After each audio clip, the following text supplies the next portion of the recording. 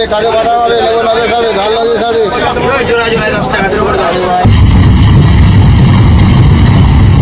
এমনি করে চলন্ত ট্রেনের বন্ধ দরজায় ঝুলতে ঝুলতে বারবার দরজাটা খোলার করুণাকুতি করে যাচ্ছিলেন এক কিশোর হকার। এক হাতে হাতল, আরেক হাতে মাথার ওপর তার রোজগারের একমাত্র সম্বলকে আঁকড়ে ধরে এভাবে অসহায়ের মতো ঝুলছিল সে। আর ভেতর থেকে তাকে দেখে উৎকণ্ঠা বাড়ছিল সেই ট্রেনের যাত্রীদের। এমনকি হাজার অনুনয় সত্ত্বেও নাকি সেই ট্রেনের দরজা খোলা হয়নি ছেলেটির জন্য। এমন হৃদয় বিদারক মুহূর্তের দৃশ্য এবার ছড়িয়ে পড়েছে নেট দুনিয়ায়। পেটের দায়ে রেল স্টেশনগুলোতে এমনকি ট্রেনের ভেতরেও ঘুরে ঘুরে জুস, পানি, কোমল পানীয় ও ঝালমুড়ি বিক্রি করে থাকে অনেক কিশোর হকার। কিন্তু সবার ভাগ্যবোধ হয় এতটা করুণও হয় না। চলন্ত ট্রেনের বন্ধ দরজার বাইরে মাথার ওপর পানির বোতল আর জুসের গামলা নিয়ে ঝুলছিল এক কিশোর হকার, আর বারবার অনুনয় করছিল যেন ট্রেনটি ধীর গতি করা হয় আর দরজাটা একটু খুলে ভেতরে ঠাঁই দেয়া হয়। কিন্তু তাতে মন গলেনি সেখানকার টিটির, আর তাতেই গামলাটির ভার সইতে না পেরে ছিটকে পড়ে যায় কিশোরটি। আর এমন অভিযোগ করেছেন সেখানকার কিছু যাত্রী।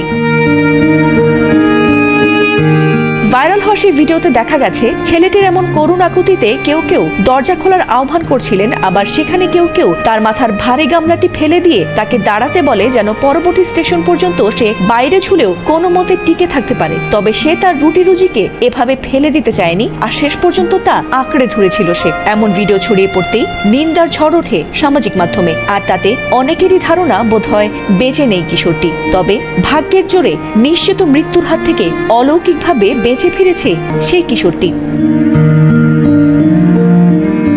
যদিও এ ঘটনার সম্পর্কে শুরুতে তেমন কোনো তথ্য না পাওয়া গেলেও পরে এ বিষয়ে রেল পুলিশ সূত্রে জানা গেছে সেই হকার ছেলেটির নাম হৃদয়। সে গফরগাঁওয়ের রাগাইচটির আব্দুল হান্নানের ছেলে। সোমবার ঢাকা থেকে নেত্রকোনাগামী মোহনগঞ্জ এক্সপ্রেসে ভাঙ্গাব্রিজ এলাকা থেকে সে ট্রেনের বন্ধ দরজায় ঝুলে পড়েছিল।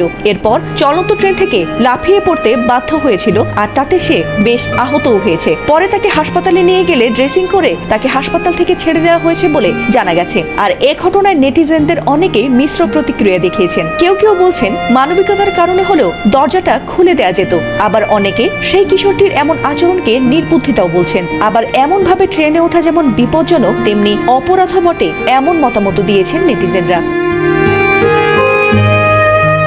ফাতিমা সুলতানা, এটিএন বাংলা।